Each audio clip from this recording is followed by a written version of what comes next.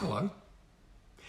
If you're a native German speaker, but you want to improve your English, you might find it easier to start with reading text out loud, just to check that you are saying the words correctly.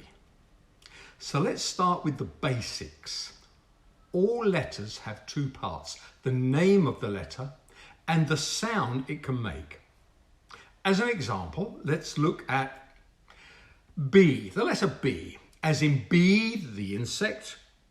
That's the name, but the sound is B, as in burn, which is what a fire does. It burns. So, a simple example of the difference is because and butter, because and butter.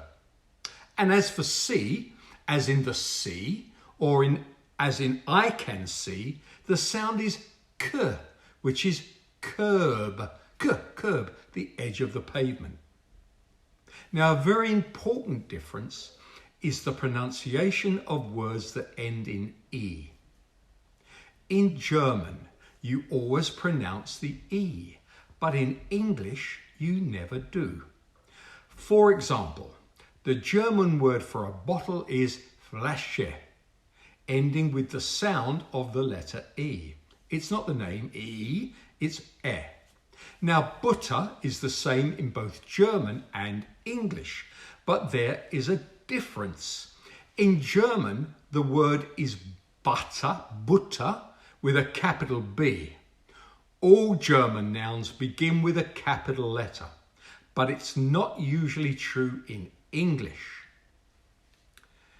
When you are reading English and come to a word that ends in an E, never make the sound of the letter.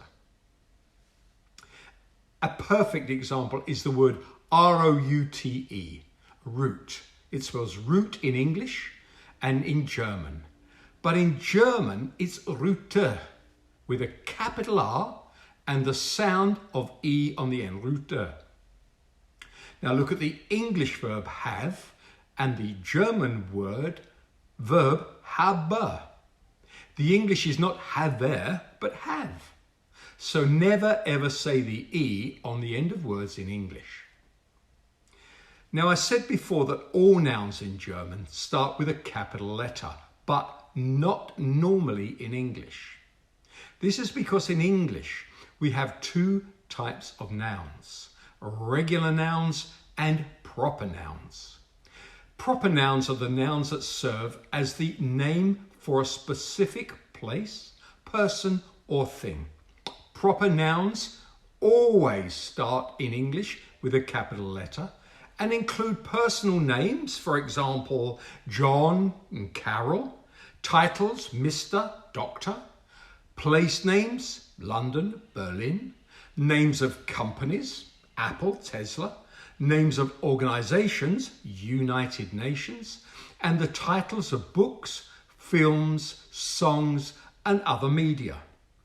So, I hope you found this interesting and useful.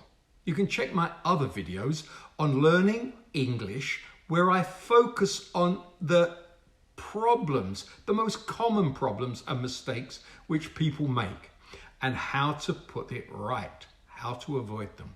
Okay, thank you very much. Bye.